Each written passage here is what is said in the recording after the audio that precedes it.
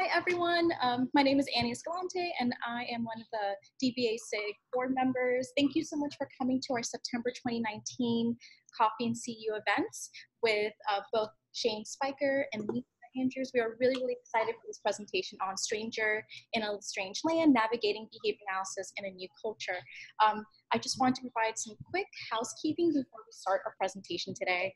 We actually have 2 Coffee and CU events happening next month, which is pretty exciting. It's going to be the very first time we have 2 in a month. The very first will be with our previous dissemination grant winners, Uncomfortable X. Both Megan Kirby and Barbara Kaminsky will be present for this presentation. And it's going to occur on October 6th. And then the folks from Confessions of a Behavior Analyst, Aaron Donovan and Kristen Lancaster will be presenting October 13th. We're very excited for that as well. So we have 2 next month. Really cool. Also, we're working on our website. We're kind of putting the final touches on updating our site. So please look into, please come into our site within the next 2 weeks or so. Hopefully it'll be done by then. And I believe that is it when it comes to housekeeping.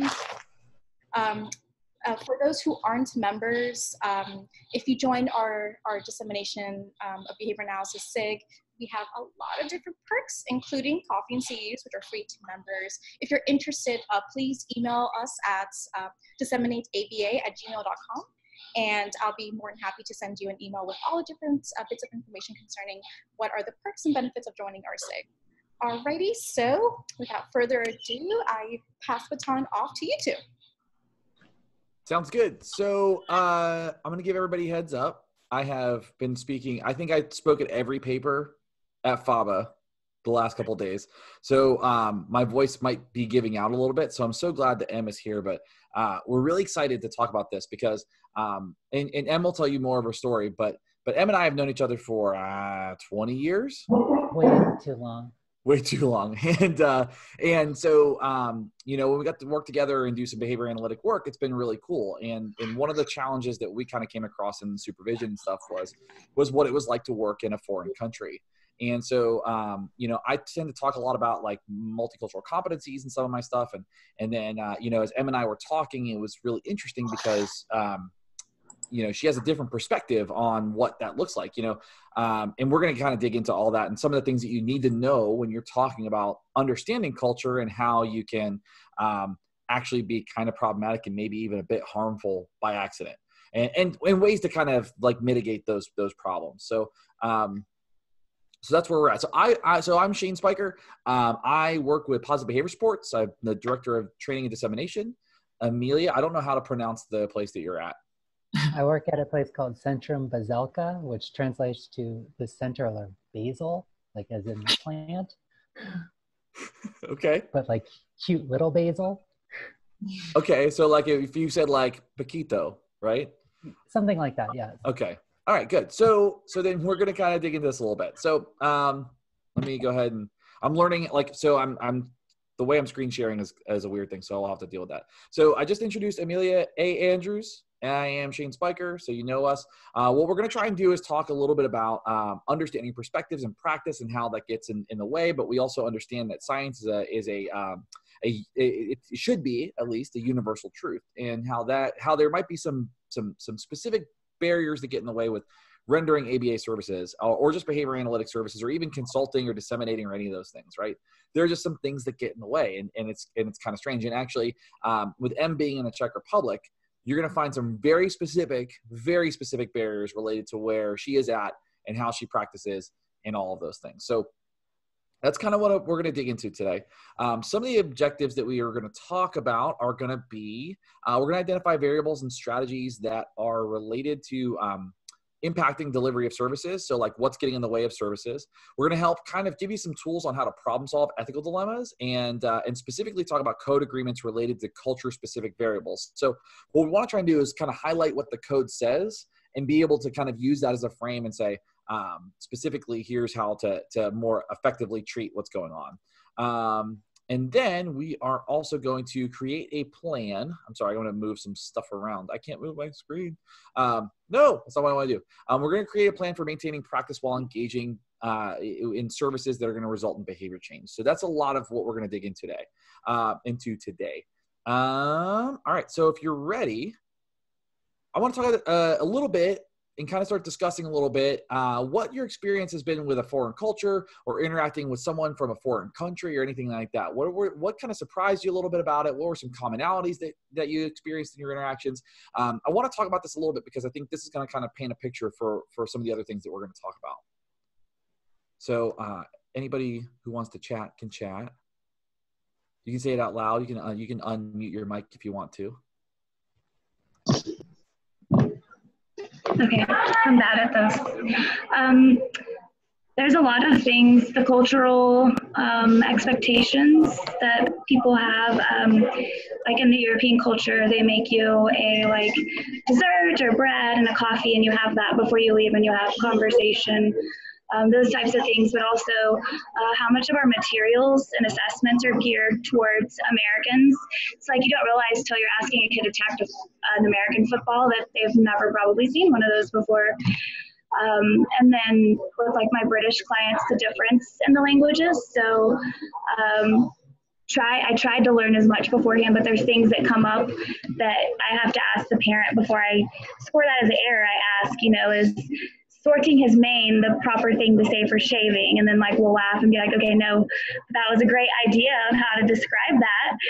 But no, that's not what we say. So those are also some of the things. And then trying to figure out how to ethically provide services in a sustainable model, and that we're not doing more harm than good when you're working at a lesser rate of frequency than you do in the United States with clients. Thank you for sharing that. That's great. I kind of digging into that a little bit. Like you mentioned, what was the phrase you said? Sorting his mane. Okay. So, I was working with a supervisee in Australia, and they described something going crazy. And I know some people start to say maybe an English phrase for that would be everything is 6s and 7s, but, she described it as, everything went pear-shaped. And I had to be like, excuse me? What was that? What did you say? I had to because I had no idea what that meant. So that was a unique thing. Cause I was like, oh, Australian culture, it'll be fine. That's easy to just kind of dig into. They're American enough, I guess. And it's very different. It was a unique kind of thing. So Valeria said, hey, Valeria here, working in Brazil. Cultural expectations about service delivery is definitely different. Interactions with therapists and parents are very different. Yep. I could only imagine. I'm not somebody who actually works in Brazil. I would sunburn as soon as I stepped off the plane. So that would be a problem. Ashley says, I've been able to consult in Portugal and Bahrain. I think one of my initial shocks was the systemic challenges, like insurance doesn't cover, so services are treated more like daycare. Ethical concerns about right to effective treatment came up. That makes sense. But then realizing how to use a current system to integrate sustainable changes for that context. So that's I think actually, Em, you could probably speak to that too. So that's actually very, what you said right there about how services aren't covered is actually something that we experience over here quite often. And you're absolutely correct that it's treated almost like a daycare. You have to kind of find a way to work within the system, and it can be really challenging and create its own set of problems. And you have to put on your creative hat at times to kind of figure out how you can do the best to provide for people under the services and situations that you have. Yeah, and we're going to talk about some of the strategies too to how to do that, right? We're going to talk about how to help use a system that's in place to help support effective behavior change and still maintain that good behavior science. So Arkunt says, I would say interactions with parents are very different with families that are from different countries. Being in Houston, we encounter a lot of families and clients that are here from other cultures.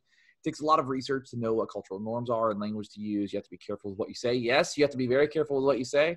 We're going to talk about how we are all offensive in some way without even realizing it. And also different cultures look at people with different disabilities different, and their expectations are different. So I want to speak to that real quick. I had a colleague of mine who's one of my supervisors. He's from Kenya, and he's super educated, super great. He's a lot of fun. But when he came to the United States, he was like, what did he say to me? He said his first perspective on serving individuals with disabilities is just beat them. He's like, in Kenya, that's like, if somebody's having a problem behavior, we like, the perspective was that the demons would get beat out of them. And I was kind of like, that's a really intense thing to say. Please don't, I'm glad that you don't think that anymore, because there is definitely a better way to do it. There's a more effective science, right? That's science of behavior change. But it was a really powerful lesson in kind of like, well, we have this perspective and maybe we have this level of services, but maybe not everybody accesses the same things. So I think that was a really cool, like, eye-opening thing for that interaction, having been brand new to the field and not really actually serving anybody yet. So thank you all for sharing your stories and all that. What I want to start doing is actually give Em the floor and talk a little bit about why we are talking about this topic.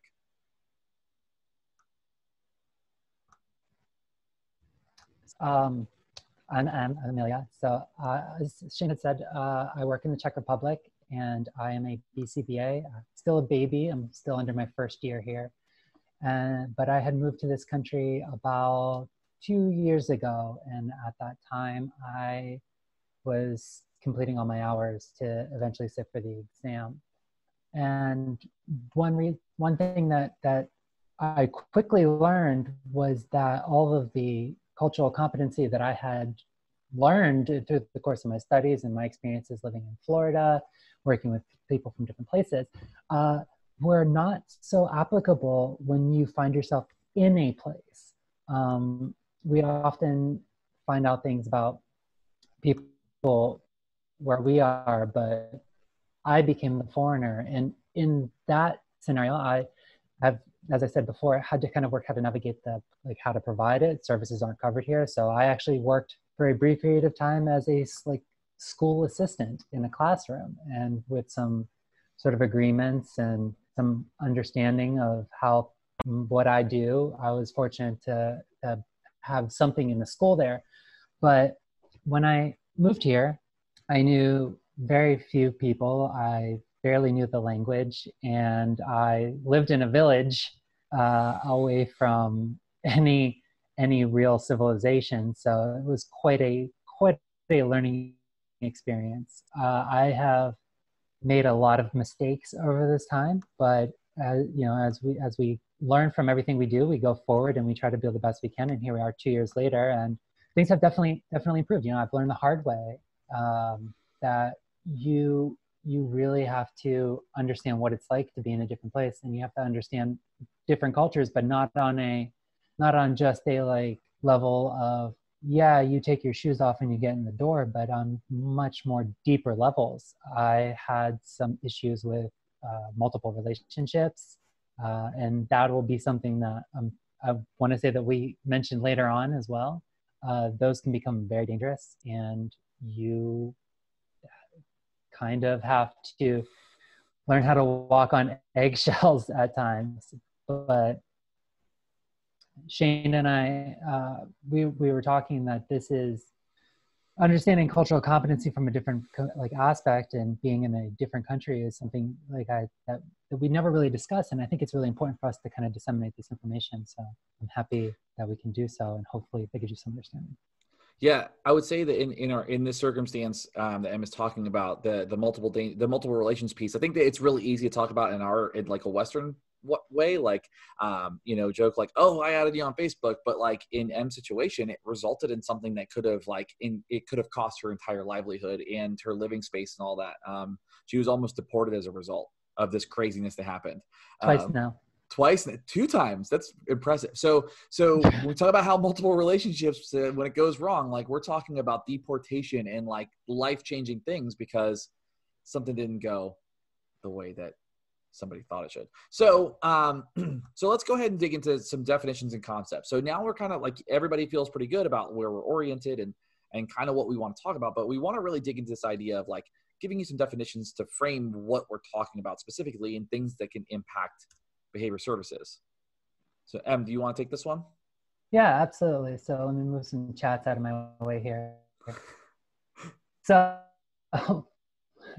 we understand that culture is the beliefs, the customs, the arts, things of certain people and places, as both where they live and also what ethnic group they become part of. It's how we think, it's how we behave, it's how we work, but it's not this very concrete thing. It can be very many different components, and culture is not just one person, one fits one mold. Culture is multiple different aspects of people's lives. For example, we have, we're all students of ABA, and like we have our behavioral analytic culture, but then outside of that, we have our different cultures where we come from as well. And it's not so easy to kind of put everybody into one little bucket. On top of that, some cultures have different approaches to how they handle things. Like we have here, we have individualistic versus collectivist, whereas like we learn in a lot of cultural competency courses that family can be very important to some people, where it's important to get the input from the grandfather, the parents, whereas in other cultures, especially at least from my family and mine, we are not very family oriented. And so we kind of just have to, we leave ourselves alone in making decisions.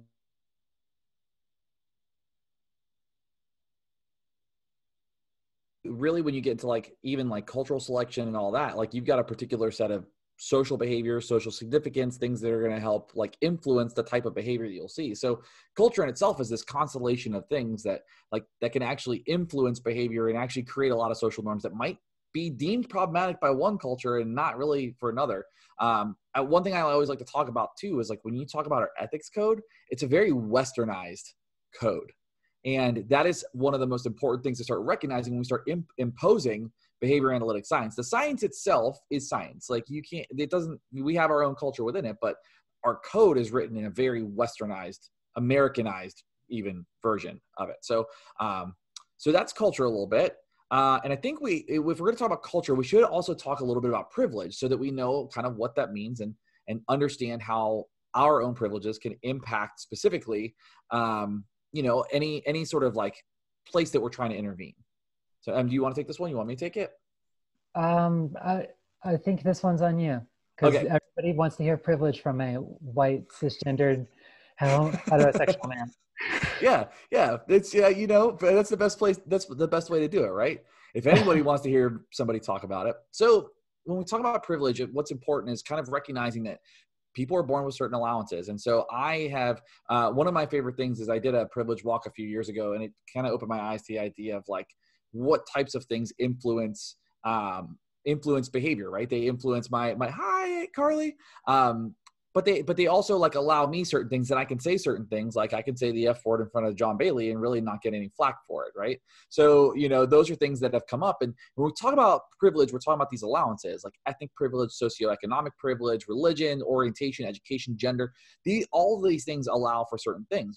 I very rarely, and I shouldn't even say very rarely, I don't get discriminated when I go into places. Like I can step into a room, I can almost say whatever I want and not really come into any sort of ramifications. I don't have to worry about which bathroom to use. I don't have to worry about, I was afforded the opportunity to get an education, which people don't do, right? We hear this a lot when we talk about like religious privileges.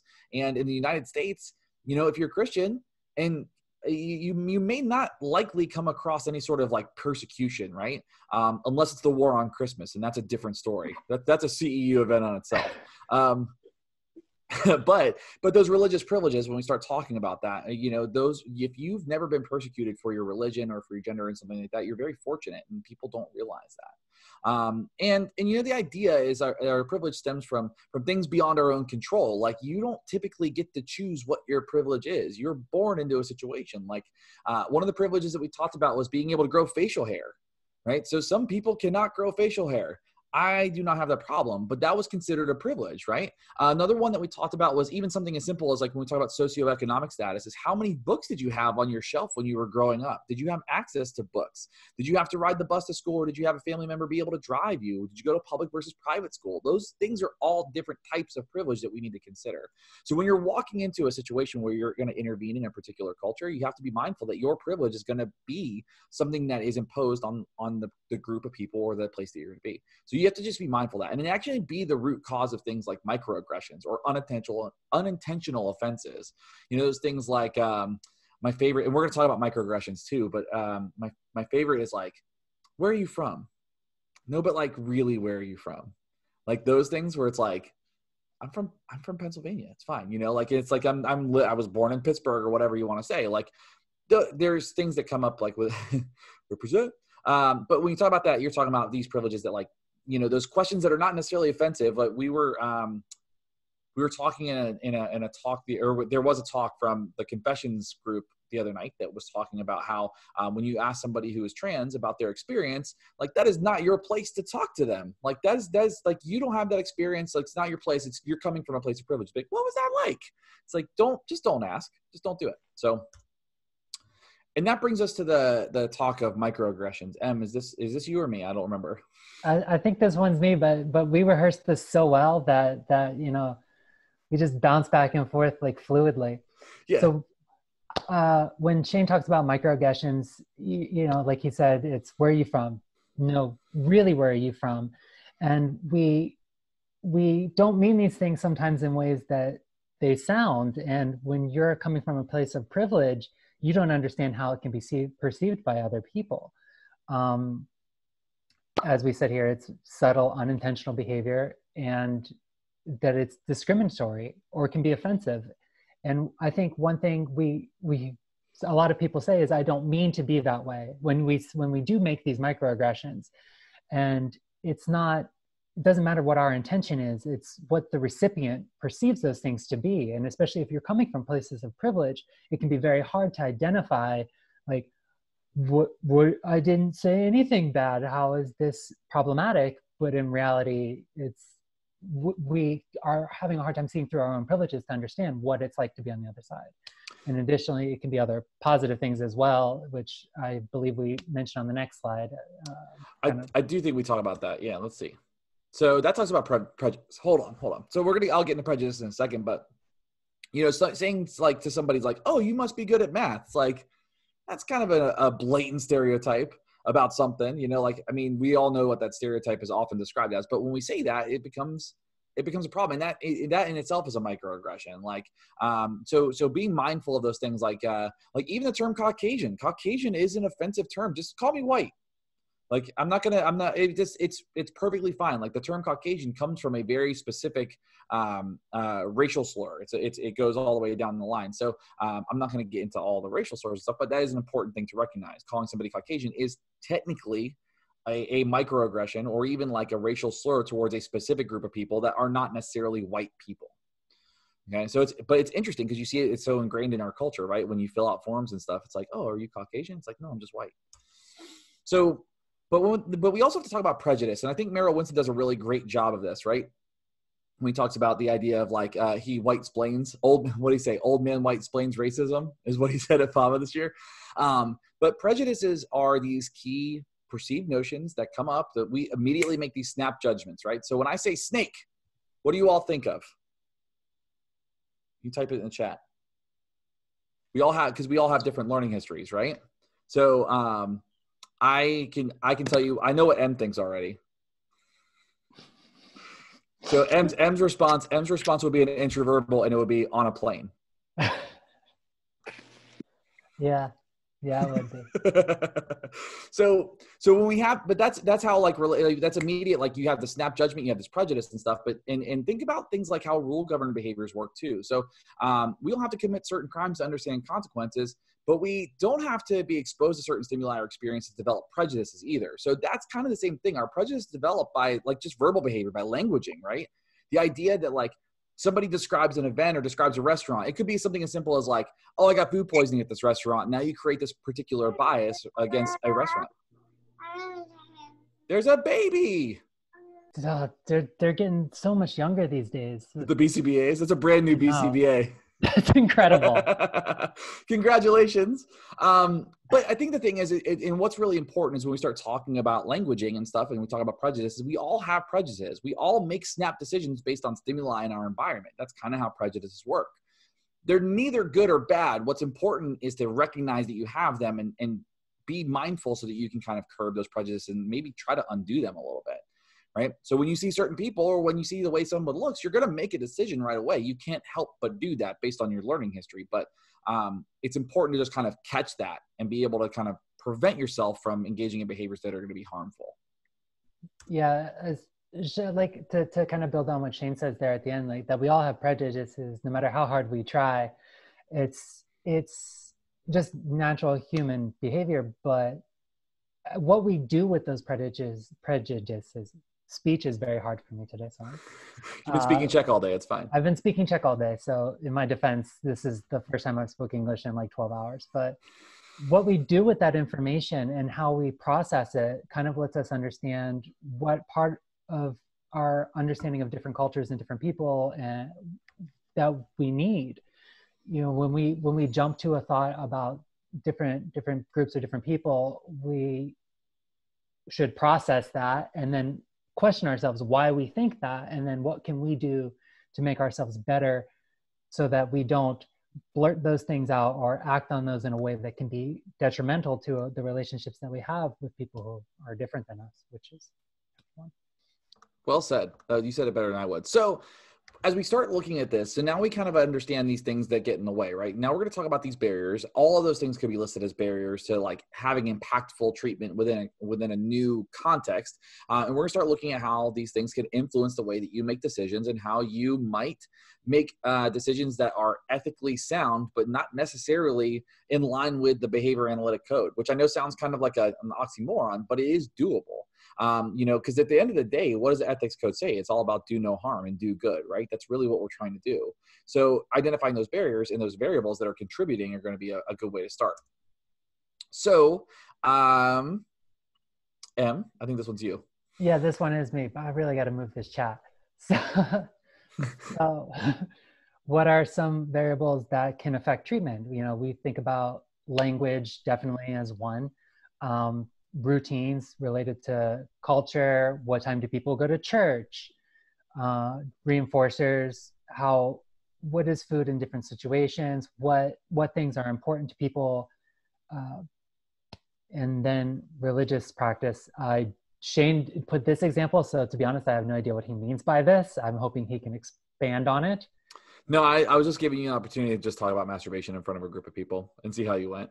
No, so I talk about, go ahead. No, go ahead. Because we've worked with people that don't like, you've got family members that are like, no, we're not doing this. We won't work on it. Yeah. So to kind of actually build on this wonderful opportunity to talk about masturbation in front of a bunch of other people. Over here where I live, we have, it's not everybody, but based on the culture of the providers that I had met in the different situation, not behavioral analytic providers, but there was a client who engaged in masturbatory behavior, and there was in public, and they were okay with it. And Okay. So I mean, that might, I don't think that's a cultural thing. I've never come across where somebody is like, culturally everybody masturbates, it's fine. Not, especially in the town square. I have not seen that. So maybe that's something I just haven't come into contact with. But I mean, so being in like a fairly, I don't want to say puritanical, but being in a culture where like masturbation is considered a sin, or like you might have some families that are like, this will not happen, and that's actually a religious tenet that can get in the way, or something that's framed in that frame of religious content practices. You know, something like masturbation might be a socially important behavior for that person, or an individually important behavior for that person, but the family will never work on it. It is technically a human right. Like sexuality is a human right. So when we talk about this, those are things that are like a particular barrier. How do you discuss that with families? How do you get that into a culture that, not even bring that to a culture, but how do you have discussions around this when there's such strong cultural contingencies that help support avoiding these types of behaviors?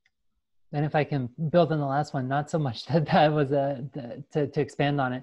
It's not so much a comment onto the culture here that everybody is just having a good old time out in public, but it's the testament to the cultural perceptions of people with developmental disabilities, and that here the answer I got repeatedly was, yeah, but like that's fine because like they have a disability. And that was like a very common approach to what they think of these things. And that's something to keep in mind, because we'll discuss later that there are times where culture can be at odds with treatment. Mm-hmm. Yeah, and I think that's going to be one of the biggest takeaways today. So, when we start talking about this, though, another one is like we'll just kind of breeze over this so we can get in some of the more of the take homes and stuff and get you some skills. But I think one of the things is cultural knowledge is a hypothesis. It's not a hard fact. There's a lot of variables. There's a lot of things that go in there. And so understanding cultural diversity should not be to create a whole new set of more sophisticated forms of prejudice. What it should be is to provide the best treatment to our clients. We should use that as a frame in order to best approach some of the concerns that somebody has. And so we understand that is the treatment context. When we work in a particular treatment context, those are things that we run into. So what do we do when culture and best treatment are at odds? And that's one of the things that I think M can speak to really well, is that there are times where these cultural practices, these cultural norms, these things that are deemed socially significant are sometimes at odds with what we have determined or identified in our research as best practices. There's good, strong evidence that, like, from an organism standpoint, like whether it's pigeons or people, that reinforcement strategies are really effective. But there are cultural practices that are highly based or like strongly based in punishment procedures. So how do we start kind of like changing that? And so I think M can speak to that a little bit. Yeah. So one thing that I wanted to mention before I expand on to what Shane said there was that one example when we talk about culture and best treatment is sleeping, like parents sleeping with children in their bed up to a certain age, and how at times that can be ingrained to the culture where it's considered like it's a cultural norm, but the behavior itself might end up leading to something problematic. And you're at odds where you have to design treatment based around these things. And at some point you're going to hit a barrier where it's one or the other, and that can be quite problematic. But to go back to what Shane said, where a lot of things are based in like punishment, especially because where I had lived, it was, not all people, but when you live kind of in the countryside of a small country, it's not uncommon for the first response to be, well, can we just yell at them and hit them? And you want to be like, well, no, that's not okay.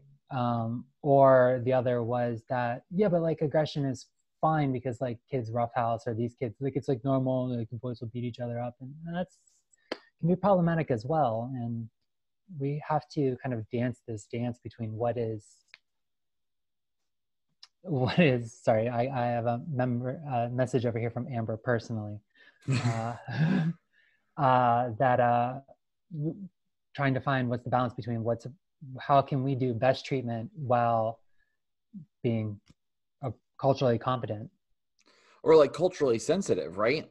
I mean, that's a big piece. Is like, and that's, I think one of the things is like when we talk about taking a glass of water or accepting gifts or like those things that are socially significant, the question comes down to like, at what point in time, and this is kind of one of the big philosophical questions that I think is going to come out of this. At what point in time do we start sacrificing treatment integrity to accommodate every cultural norm that comes up? Like, where do we strike that balance? And when does it become at some point just an excuse? And I think that's just kind of, it's more of a philosophical thing than anything else. Like, maybe we're talking about long-term change, where maybe we're talking about things that are critically important for that person. But at the end of the day, that's the thing, is like, I've seen people that will go, oh, no, I won't do this procedure, and I won't do this procedure, and I won't do this procedure, and I won't really enact any behavior change because it's not culturally sensitive. And it's like, well, are you really being as effective as possible while still maintaining that cultural sensitivity? Like, where do we strike that balance? And I think that's more of the question that we're trying to like, and we don't have an answer, but I think that's the thing, is like, we have to start asking that question of like what that really looks like.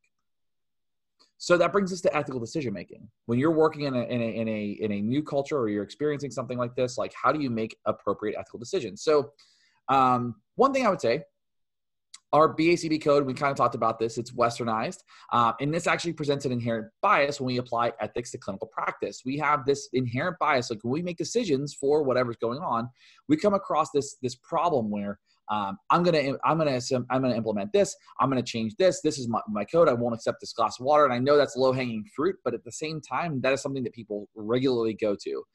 Am I supposed to have multiple relationships? Am I supposed to, share food? What's socially important for this family? What's socially important for treatment? But it can be a problem, and M can speak specifically to how multiple relationships become a problem. But part of that is identifying your personal biases, right? So when you're going in, you're looking at the culture itself, like what's getting in the way, what's kind of like influencing your treatment and your decisions. And maybe it's like you're being so culturally sensitive that you're missing some key variables that are contributing to problem behavior that are still equally as important to families.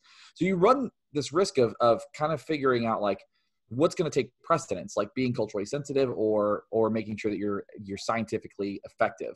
And those are two things that you have to, and you can mesh them, but I think it's kind of an interesting thing.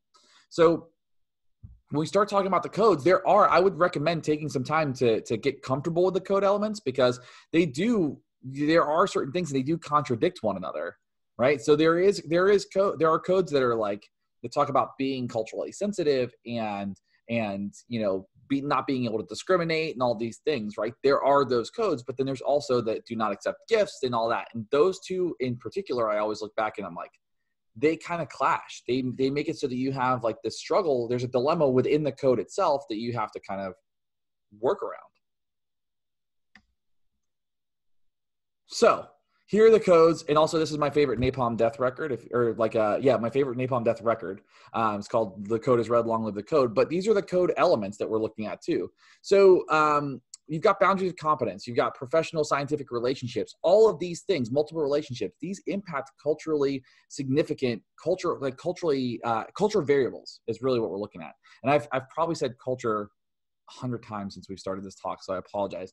But these code elements, they can actually work to contradict one another. So we're going to conduct research only within the boundaries of our competence. Okay, that's easy, right? So we're not going to go and just jump into it. We're not going to take on a new population, and we're not going to just work with somebody, right? We're going to seek that understanding, that appropriate study, that training, that supervision. We're going to seek that consultation. But then you also have your scientific relationships where now I'm in this place. I am a practitioner. I am here to help. I can help.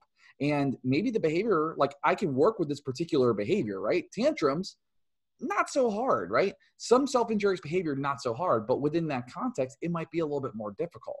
So because there are these other variables that are contributing, and in America, maybe it's this easy, right? Just don't take your kid to Target. Or when you do take your kid to Target, don't walk them down the toilet aisle until you can teach them to tolerate no. But the other side is when you're working in the Czech Republic, I imagine that you're running into a whole different list of issues. So in the multiple relationships piece, is like it specifically says don't accept any gifts because it constitutes a multiple relationship, but that might be critically important for building rapport, but then also turns into larger issues later, right?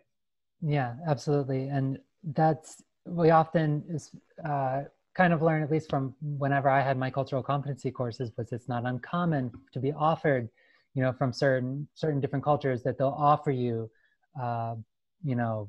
water or coffee or something like that. And it's considered a cultural norm over here in the Czech Republic.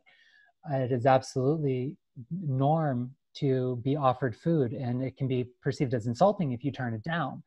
But we have this part in our code that tells us that we don't accept these things, and we have a different area in our code that tells us that we need to be culturally competent and sensitive to do best practice.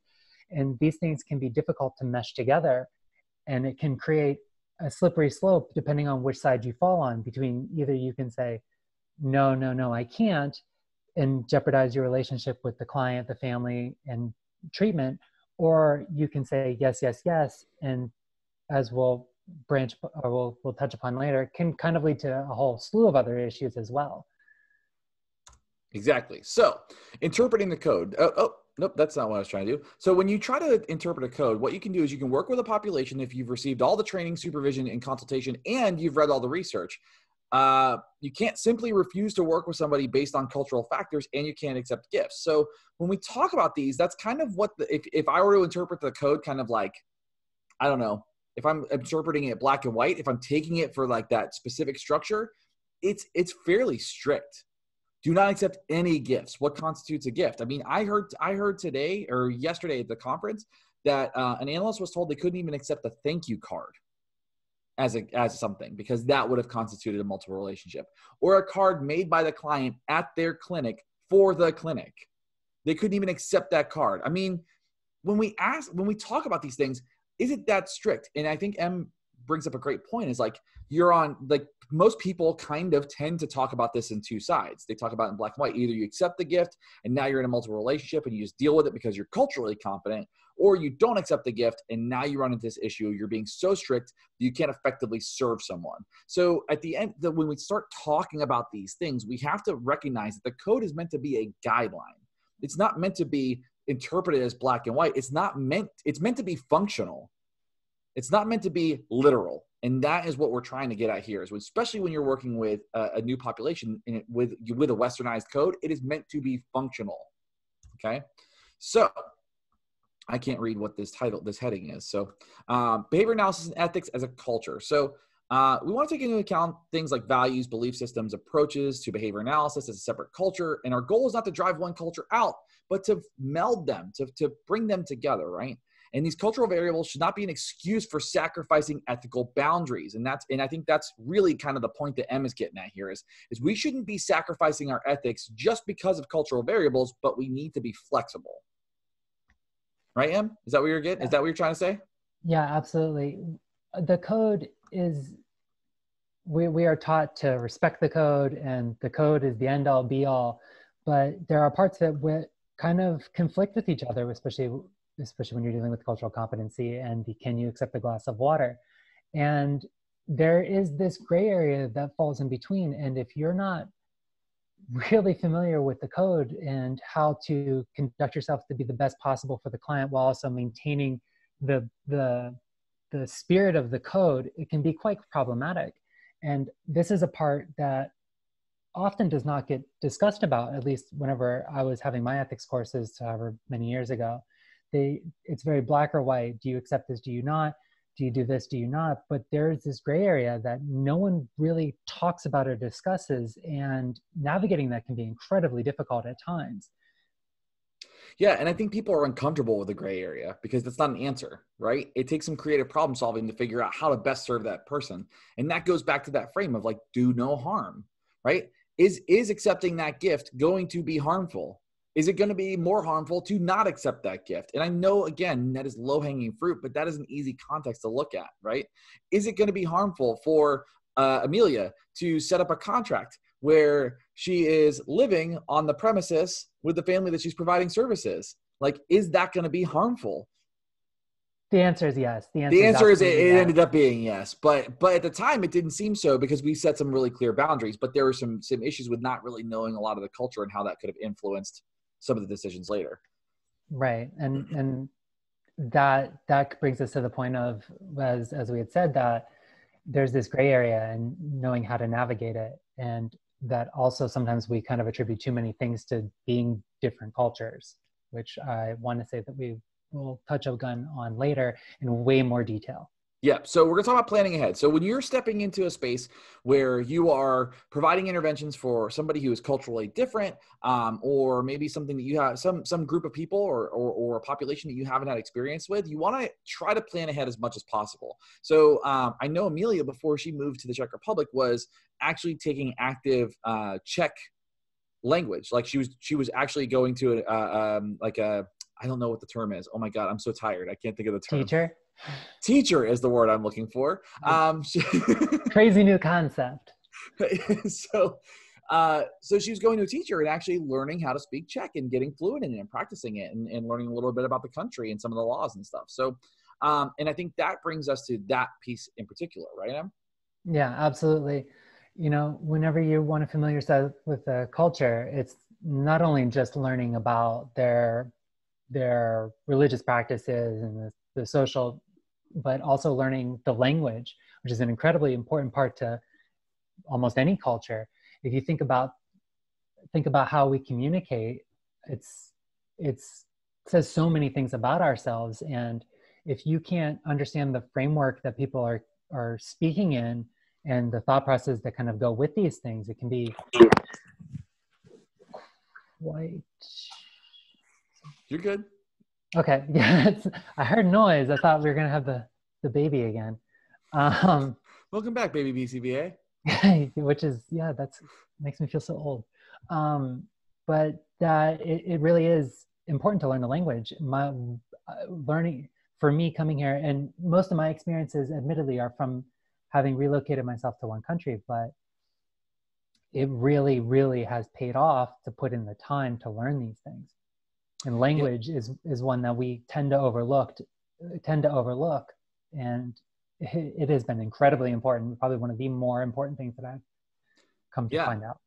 Yeah, and one of the things that, like, working with Em in the Czech Republic and kind of talking about this was learning and understanding a little bit about the current viewpoint regarding the population. So when she arrived and she started working with this child, we started getting a lot of information about kind of the different laws and the different advocacy groups and anti-advocacy groups that were out there, and some of the things that were really preventing ABA services from growing in that particular country. Not to say that everybody kind of had that feeling, but there was a particular political climate that is preventing the growth of ABA because of a lot of, let's say, misconceptions of ABA, but also a lot of the issues that we've talked about, where it's like you've got some cultural sensitivity issues and you also have poor dissemination issues. So you run into these things that actually create a larger social issue for behavioral scientists to show up and actually provide helpful services for people.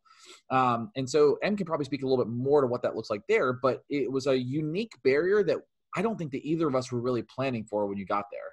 No, absolutely not. I didn't expect it to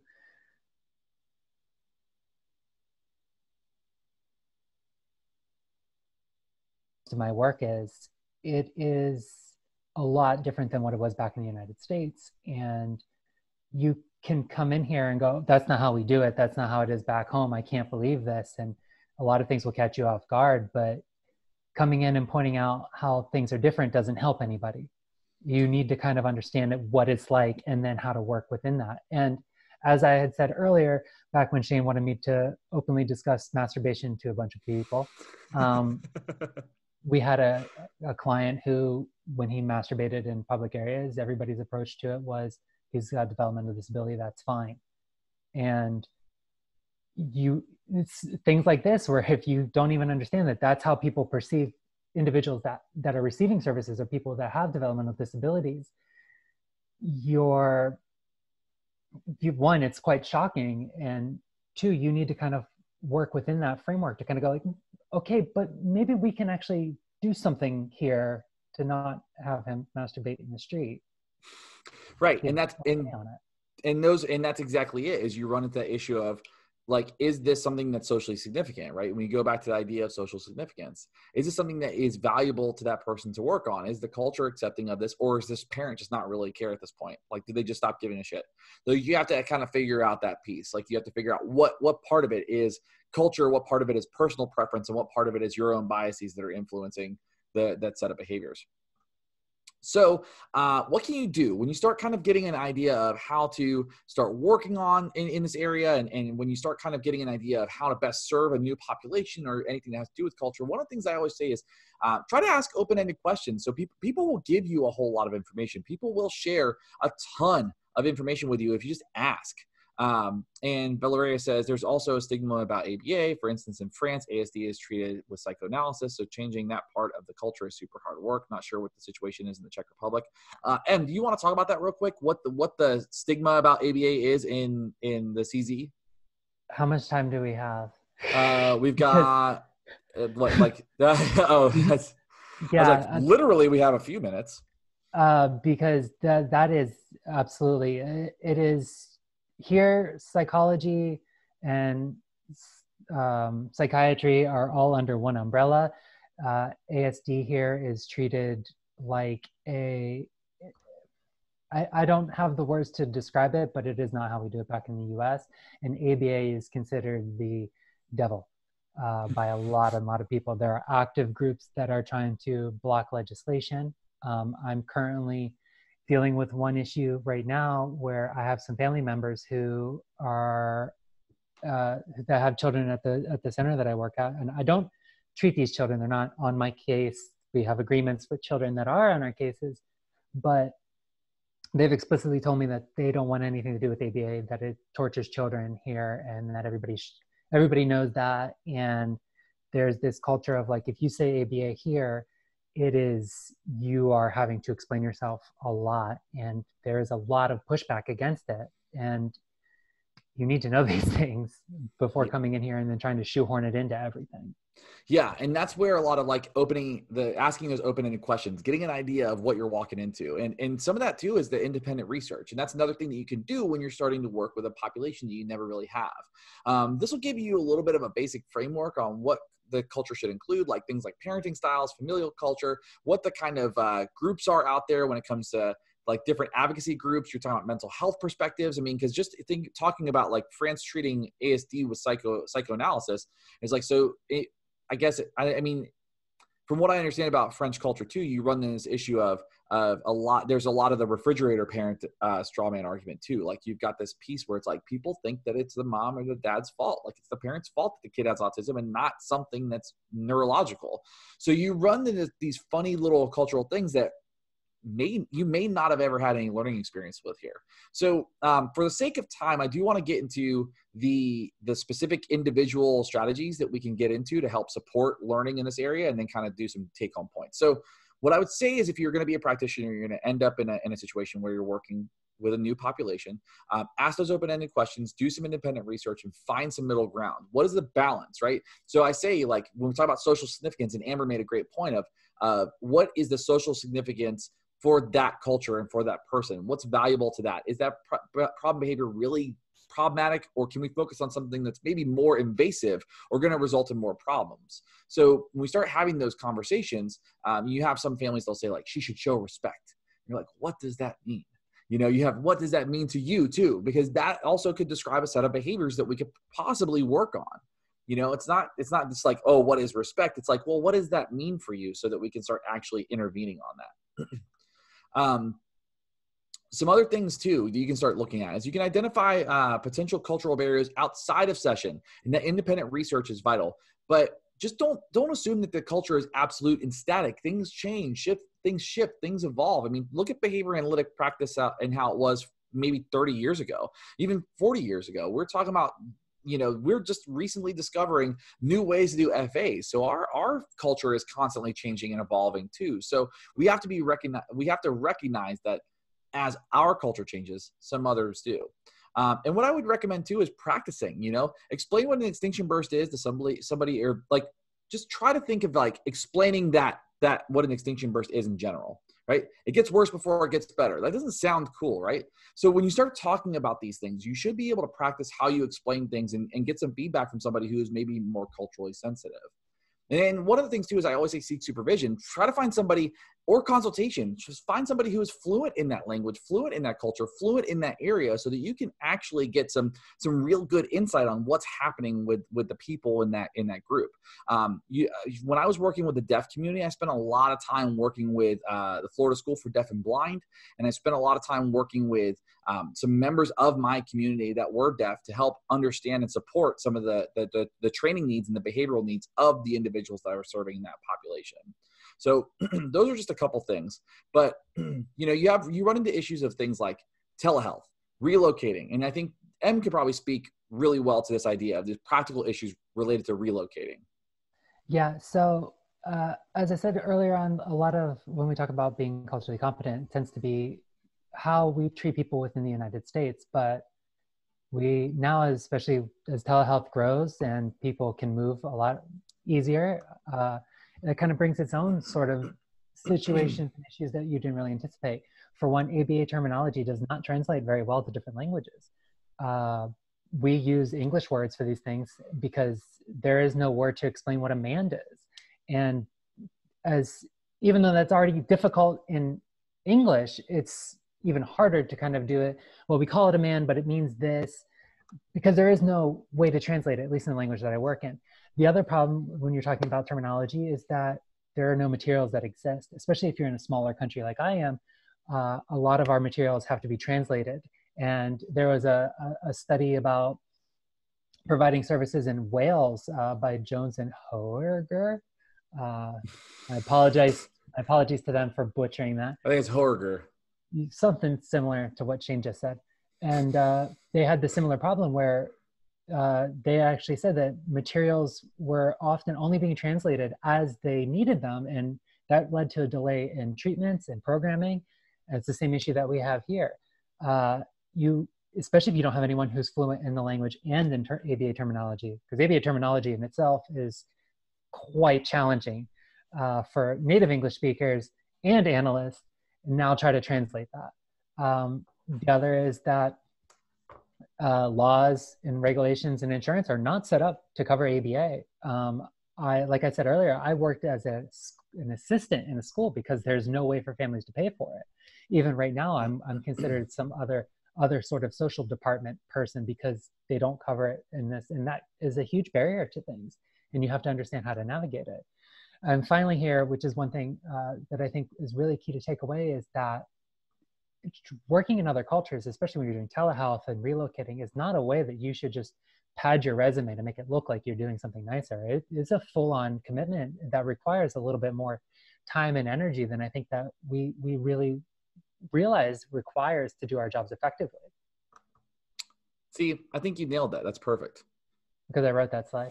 Yeah, you wrote that slide. I think you wrote this slide too. I did write this slide because I had assumed that Shane would put these things onto other slides, but he did not. So if I may, as we said here, things that I hope Shane finds a slide for, if you decide to eat, pray, love, and move across the globe, but are also an analyst, or other considerations, is that you are a representative of the field. You should hold yourself to the code. As the greatest philosopher of all time once said, you only get one shot. Do not miss your chance to blow. This opportunity comes once in a lifetime for families that are desperate for services. Working alone, if you did what I did and moved to a different country, can be isolating and very challenging. It's important to kind of have a network of people that you can kind of depend on. There is a dance that you have between being culturally sensitive while trying to avoid multiple relationships. If you're dealing with people in other countries, often there's no one there. So the parents are the ones who bring people there, and the parents can also be the people who are organizing things. And so now you're dealing with your clients' parents are also the ones who are organizing seminars that you're going to be speaking at or interviewing with. And that is a dual relationship, fun activity. The other is that we learn about customs, but we don't learn how to communicate. Disagreements are not just US centric. You don't always have to say yes to things, but we don't know how to culturally be sensitive about saying no, because we say no back in America, and even in our, back in for those who are native English speakers and living in America, we say no to parents and clients, or we have discussions about things. You can have those things here. You don't always have to say yes to things, but you should really learn how to communicate and how to do that effectively. One of the biggest complaints that I've learned about Americans is that we talk in circles for a very, very long time, and we are not very direct. Whereas my experiences here is that it's very short and direct. And my wife and I have quite a few disagreements where I'm like, why are you being so short and like to the point and mean? And she's like, that's how we talk. You take forever to get a point across. And we laugh about it, but these are things that you really need to know when you're working in different places. The other is that you're going to be responsible for training other people, and you have to know what that looks like. And you have to know how those people communicate. You have to learn what the approach towards services is, their approach to the populations you serve.